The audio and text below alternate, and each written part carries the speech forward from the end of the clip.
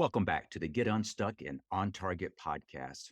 I'm Mike O'Neill with Bench Builders, and we help companies solve those nagging people problems that are slowing their growth. The biggest problem typically is high turnover. Joining me today is Kurt Uhlir. Kurt has built and run businesses from startup to over 500 million in annual revenue. He's assembled teams across 6 continents, and he's been part of a small team that led to an $880 million IPO. And as accomplished as he is as a business person, what we're going to be spending most of our time on this episode is exploring the concept of what is high achieving servant leadership. Welcome, Kurt. Hey, thanks for having me, Mike. I'm just realizing that is a mouthful. High achieving servant leadership. It's a kind of a nuance that I had not picked up on until you and I connected on LinkedIn. Can you explain what do you mean when you speak about high achieving servant leadership?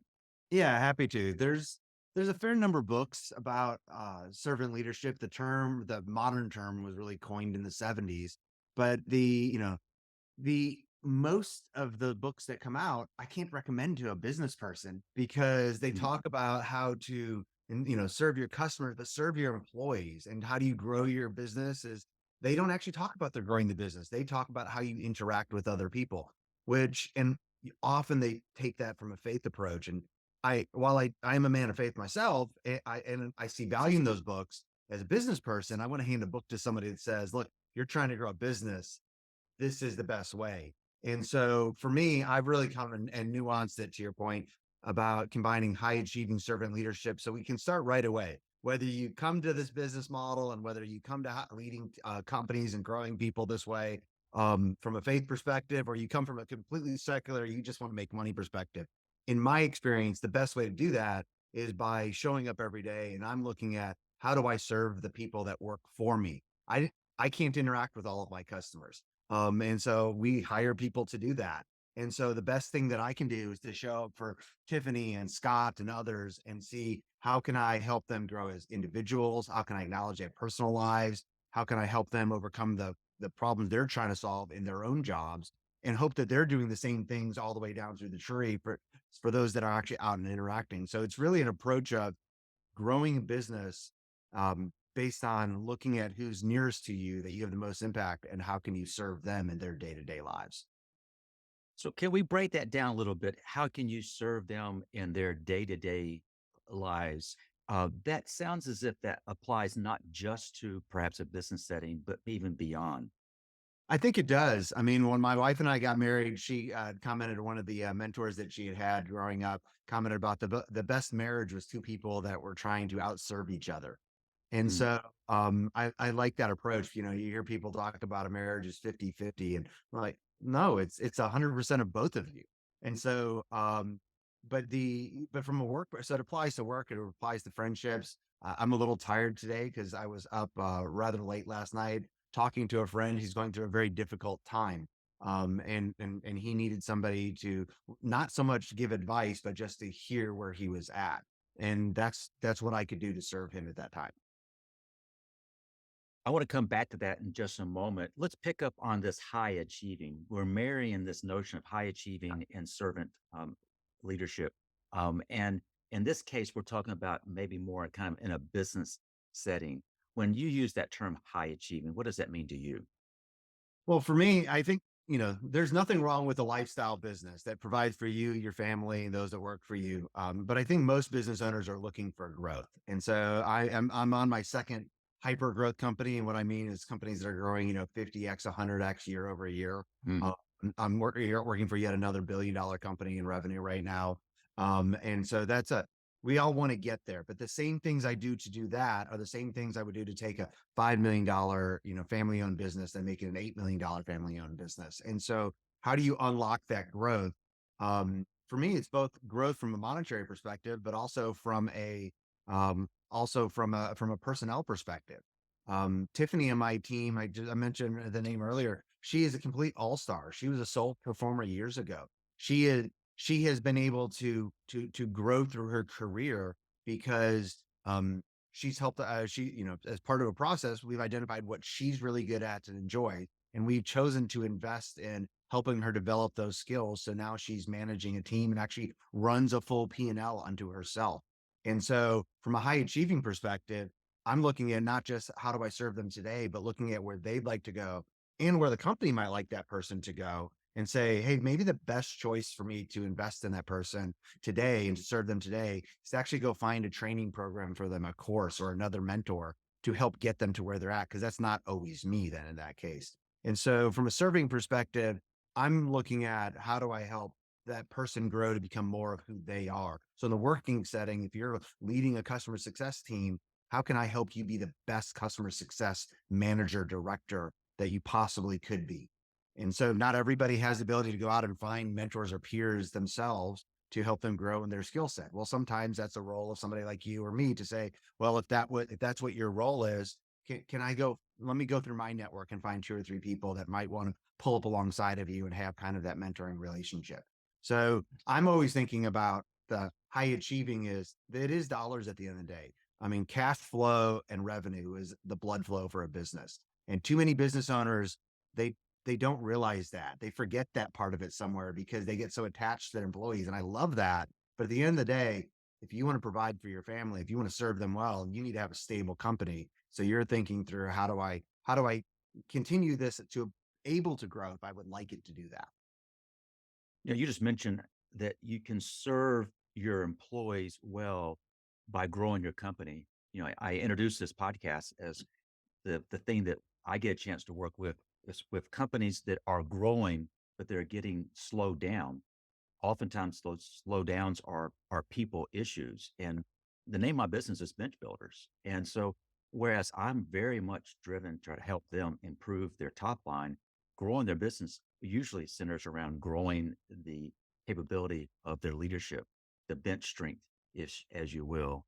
You know, I was just listening to as you responded to that last question, and you mentioned mentors three times, both in a personal and a professional setting. And what role has mentorship played in your own life? Huge, and I would not have necessarily considered my early mentors as mentors. They would not labeled as that. And so I was young enough my years where, I was 13, 14, and people pulled up alongside of me. And they probably would have considered themselves mentors. But we didn't have that discussion. And I'm not sure that people always have that discussion. I think it's actually good to label that, but a very huge bit in my life, especially my career. Um, there's so much where it's like I would like to go faster. I'm always trying to think, how do I 20x, 50x, 100x the business this year?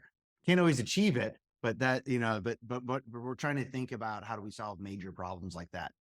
Well, there's almost always something going on in my business and sometimes a personal life affecting business that I can't see myself. And a mentor may have walked that path before and be able to just like ask two questions, or the very least, they know the struggle a little bit to kind of be there. Because a lot of times as a friend, I mean, I think business people, we just need a friend too. And so knowing somebody that's, 2 or 3 seasons ahead in business that knows it's lonely at the top of leadership a lot of times. I mean, you're having to make decisions, especially over the last like 12 to 24 months. People are having to make decisions that, for layoffs and reductions in forces that they know about long before anyone else. That is horribly lonely. And then people forget, well, wow, the moment you have to actually tell people, well, you kind of feel like your pressure is off. But on the other side, they just found out about it and you should be dealing with that as well. It took a mentor pointing that out to me. You're feeling relief at this point. I mean, that was 15 years ago. A mentor was like, why are you laying off today? Yeah, you just told people, but they just found out today. You now have to walk through everybody going forward. I never would have even pictured that without a mentor in my life. Yeah, Kurt, when you said that, I kind of sat up and realized in my one-on-one coaching work, I realized that the higher you go in the organization, truly it's harder at times, and it's clearly a more lonely. And if a CEO, if I use that term, focus is primarily on being a visionary, they are 2 or 3 steps ahead of the company. And so, in the event that there's a need for a layoff, they have known that need and have carried that burden for so long. I love what you just said, but by the time it gets communicated to the employee, it's a relief to them, but the employees are just now dealing with that. Um, I want to flip, if you don't mind, and that is you made this reference to almost hyper growth.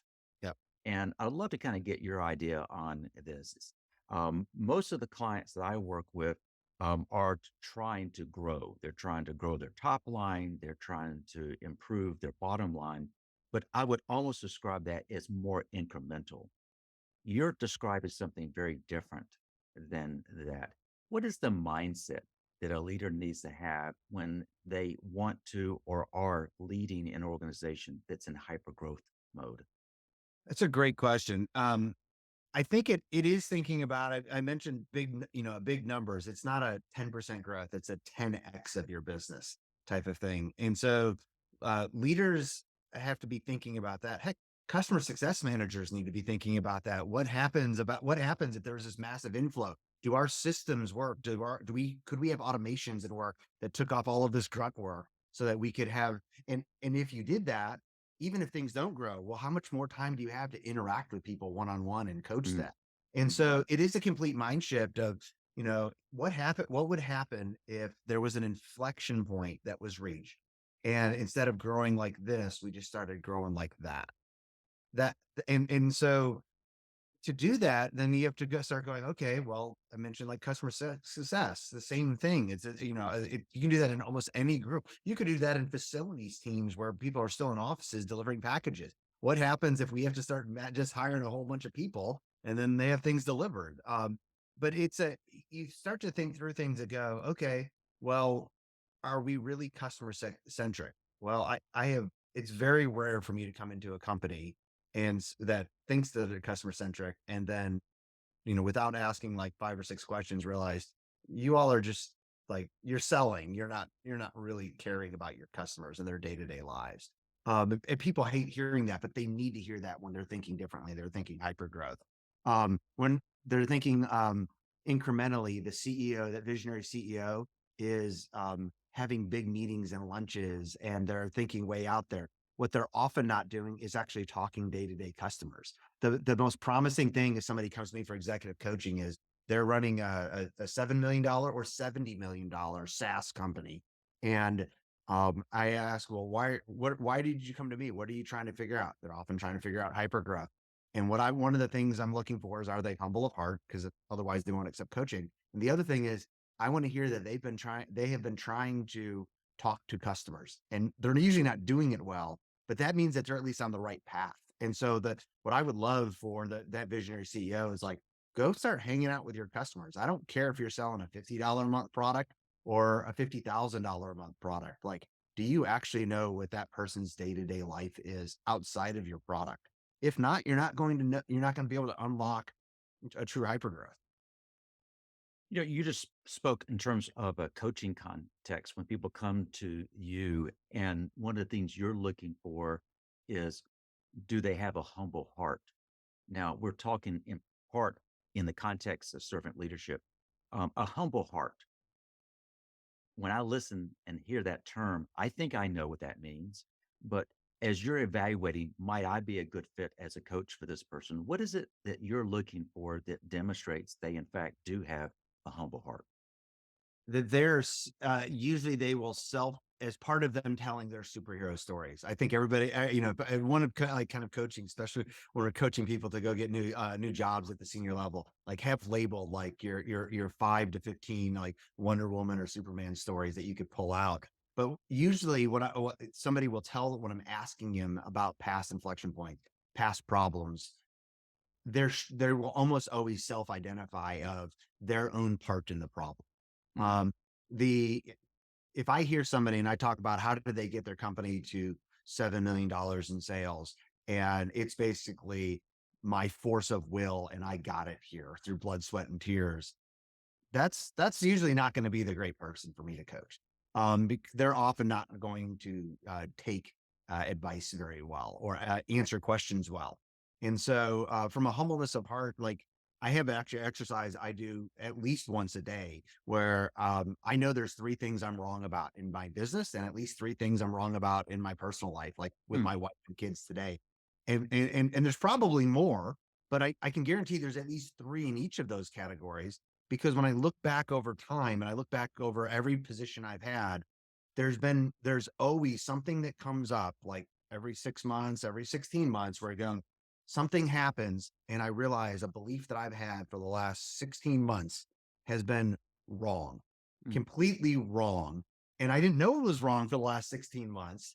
I've written angel investment checks where you never write an angel investment check thinking this is going to be a bad investment. I'm just writing my money on fire. Like, no, you make a decision because you think it's right. And the horrible thing that people don't realize is being wrong and being right feel exactly the same until you're Wile E. Coyote off over the cliff. The roadrunner's back there, and you go, I'm about to fall.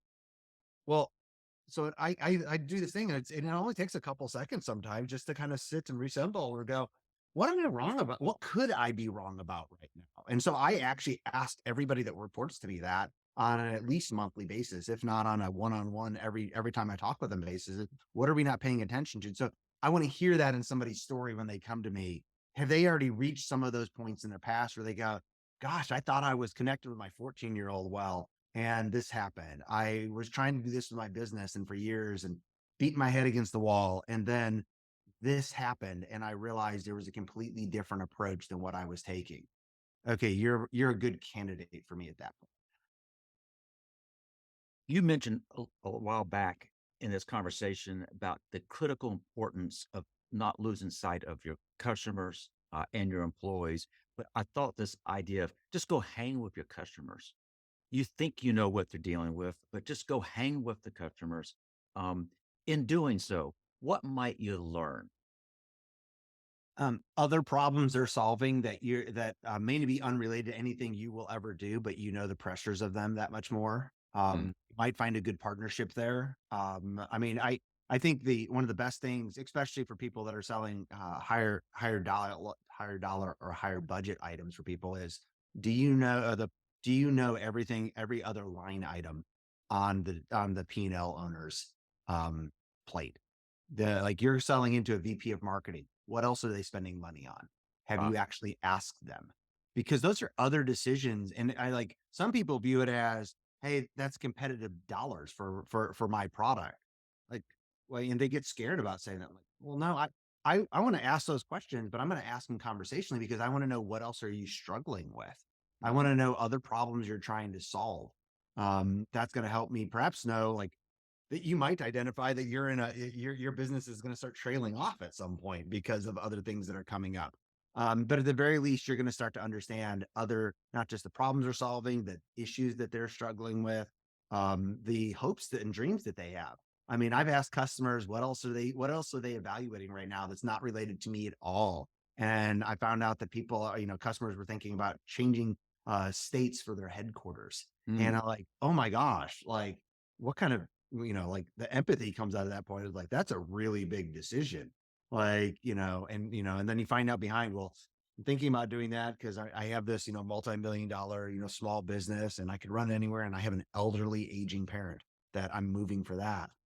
By even just letting them talk about that for a moment, you've just changed the relationship with that customer, or that potential customer. I'm really big on not selling as well. And so I've also like, I think one of the best ways you can serve customers is sometimes by telling them maybe you're not the right fit for them come the next renewal date. Um, mm. like most people just like that blows their mind. And I'm like, well, yeah, but do you know how many referrals I've gotten from people then later on where I go, hey, you're starting to try to solve problems that we can't solve for you. We'll be here until you don't need us anymore. Let's Mm. start talking through that. Like those are wonderful conversations for people to have and know just what's going on in their life. You mentioned that there are probably three things in your personal life, three things in your professional life on a given day that you need to kind of question. Um, and you mentioned that you might would ask a member of the team, what are we not paying attention to?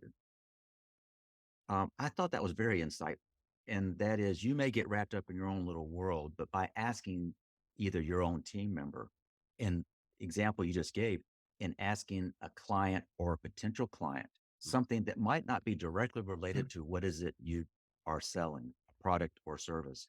You're deepening understanding, and you likely, if asked correctly, you're deepening the relationship. Yeah. Yeah, and it allows me to do more than just like I think too often people they get a customer and they think like that's like I'm done at that point. And I'm like, well, yeah, but like a lot of times the customers that I have as their business grows, their business with me will grow as well. Now that's not always the case for people's products. And so I like I don't not that I dislike networking, but I really try to focus on a concept called net weaving that much more where on some level, I feel like networking is a self-serving. People are often out. You get that person when you meet them somewhere. What heck, you meet this person at church sometimes where they ask what you do, and you can see that they make a decision that you're not valuable to them, and they're looking where else that they go. Well, net weaving though takes a very different approach, whether it's with a new contact or my existing contacts. It says it's that serving approach that realizes, hey, Mike, by meeting you, I might be able to make one introduction for you or to you that could fundamentally change your business and your family's life, or the person I would introduce to you. And all it takes is 10 minutes for me to do a phone introduction at some point.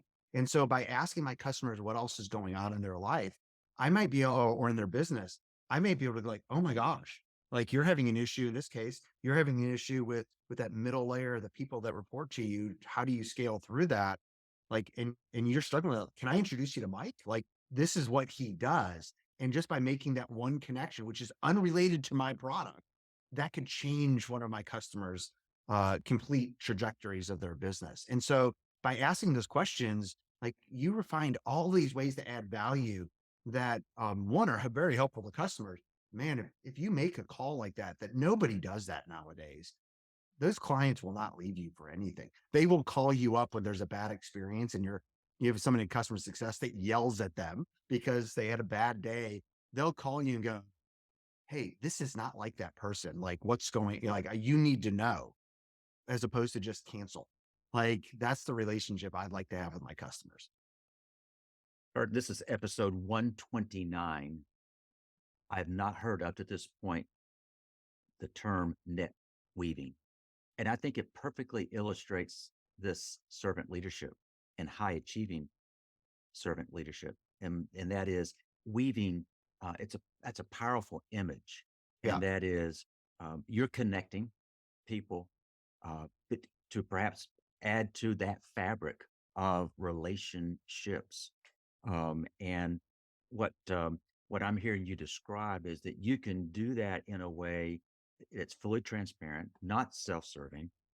You made this comment about you might even be at church of all places, and people when they find out what you do, you can almost see them turn off and their eyes avert to somebody else. That's very transactional. That's Yeah. not what you're trying to do.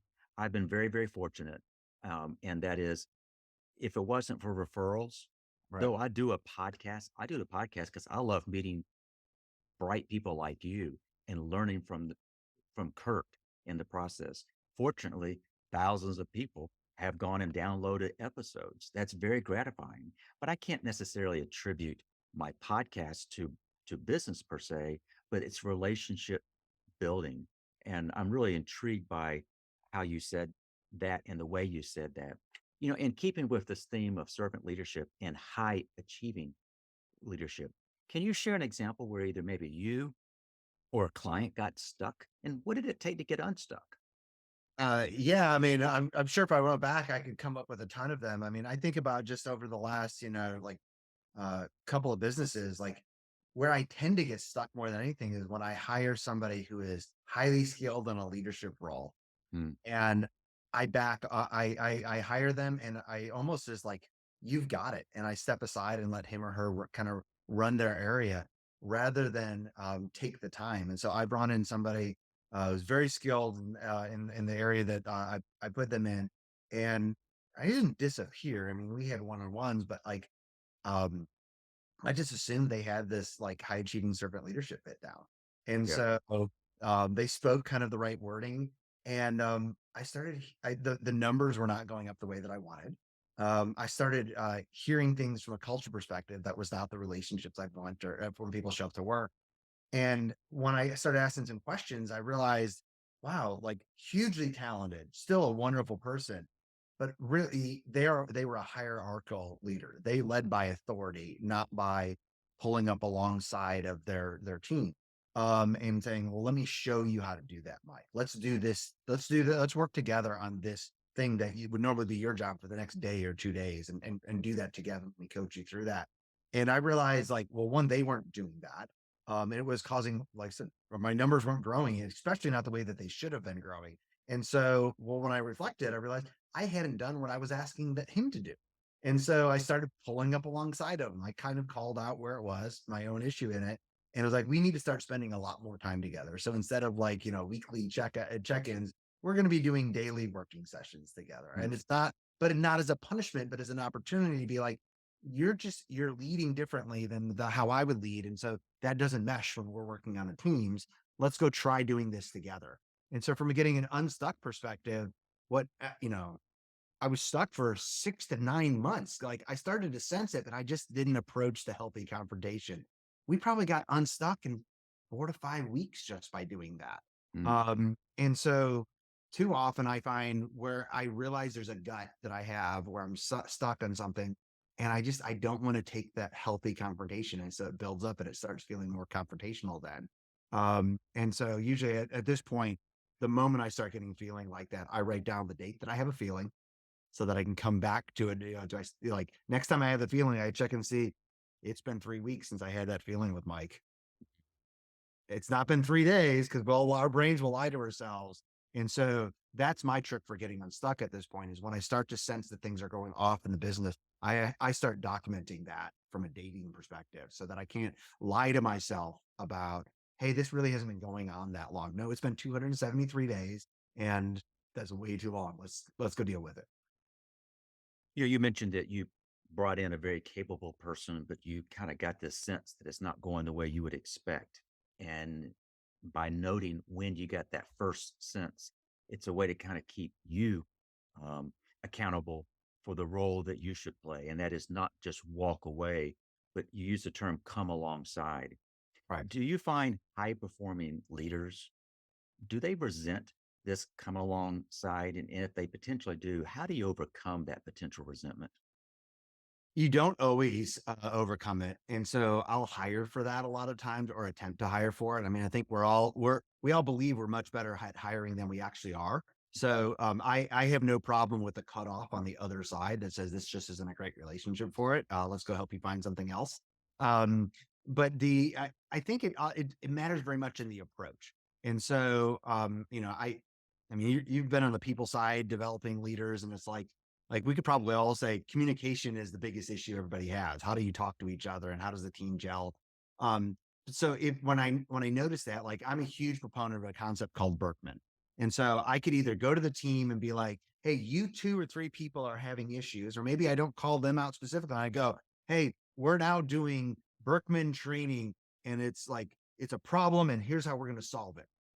Or I could come to the team and I could present that as, hey, the biggest opportunity we have, if we could get over some of these conversations, instead of waiting 273 days for a conversation, we should have started it on day 27. So we're going to start having these sessions and this coach that comes in to guide us through that communication. It's still the same mandatory meeting, Yes. but it's how you approach that. And so it takes a little bit longer to do the softer opportunity side. But, like, I would never, like, I just my general approach is, if I come in and say, this is a problem, here's how we're going to solve it. One, I didn't bring you into the solution. I told you what it was going to be, and it's going to feel like a performance review. So if it's going to feel like a performance review that you're on, it damn well better be. And if not, that's on me. That's not on you to feel that way. Like, and so many leaders come in, and they'll do that, is this is going wrong. And the example that I gave, I didn't step up and go, hey, you're doing this wrong. Here's how you're approaching. You're being that authoritative leader.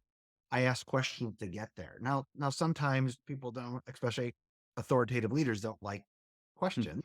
Um, but that tells you a lot about it. And I think as you take the time to ask those questions, when people get bothered and you don't, you are able to ask, "Well, why is that So what feelings are those stirring up? Why is that? Why is this so triggering for you? That helps them realize that they shouldn't be bothered by that. I mean, at this point in my career, I realized there's so many things that I could improve. I spent every evening last week from 7:30 to 9:30 with one of the top public speaking coaches in the world.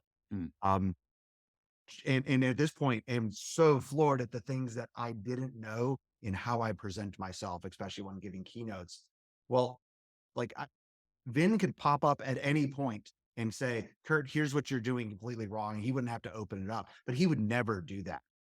He would walk into that conversation and be like, "Were you stressed when you're doing this? You normally don't present like this. This is not how you say you would like to show up." Well, that's going to be a much better approach as well. Well, I can see you were served well by him, and you do keynotes. You're obviously a very good speaker. You were excellent speaker as we had this conversation. Kurt, as you kind of reflect on our conversation, what do you want to be those takeaways? The first takeaway is like you if you want to really serve your clients and your customers, you yourself need to be serving your employees and the people that report directly to you more than anyone else, Mm. while spending time with the end customer as well. And the other bit is it comes into I mean, I'm talked about in the servant leadership, but like I love the brand that you have of bench builders because it's where I see that companies miss their growth opportunities so much. You hear people leave companies because they say the only way I can get a higher salary is by changing jobs. That that's the fault of the leadership for not one rewarding those people, but and or not investing in them or giving them opportunities. Like I want people to know the best way you can serve your customers is by usually identifying those people that have huge opportunities, the capacity to do more at your current company and investing in them. You can't keep anybody that works for you, but God, what happens if they're still here and you haven't trained them more? If somebody's really good at public speaking, I brought two people with me to public speaking training and Hmm. uh, in my company and paid for them to do it because I'm not the only one that talks, and I need them to grow in the roles that they have as well. And so that's great money spent. And I think people they're so concerned about, well, I'm going to invest in this person, they're going to leave. You should invest in them, let them help grow your business, and then pay them more if you want to keep your business growing. This has been great. I've really enjoyed this conversation. We're recording this kind of early in the morning for both of us. And I know you're sipping on a cup of coffee, but what I would say is, boy, oh boy, you have shared a lot of great information for those who are either watching or listening. If they want to learn more, what's the best way for them to connect with you, Kurt? My personal website, you can find me anywhere on social from there, but Kurt Uhlir, UHLIR.com. I'm writing a lot about servant leadership, how to approach different situations. And if somebody has something going on, I actually would love people to reach out to me because a lot of the new material I'm writing are coming from questions that people have that I haven't answered or they'd like an answer to. So I'll probably write an article over it about it if somebody has a question. Then that's a great trigger for us. So if you've found something that you want to learn more about, we'll include your website in the show notes. Kurt, as anticipated, great conversation. Thank you for sharing your time today. Yeah. Thank you for having me, Mike. I also want to thank our listeners for joining us. If you'd like to subscribe to this podcast, you can just go to your browser and type unstuck.show. But while you're there, if you'd like to subscribe to our weekly management blog, do so. It's called The Bottom Line. But if you've been listening to Kurt and you're saying, gosh, I really want to grow my business, but it's those people problems that are slowing me down, let's talk. Head over to bench-builders.com and let's just talk. Schedule a call. So I want to thank you for joining us. And I hope you have picked up on some tips from Kurt that will help you get unstuck and on target. Until next time.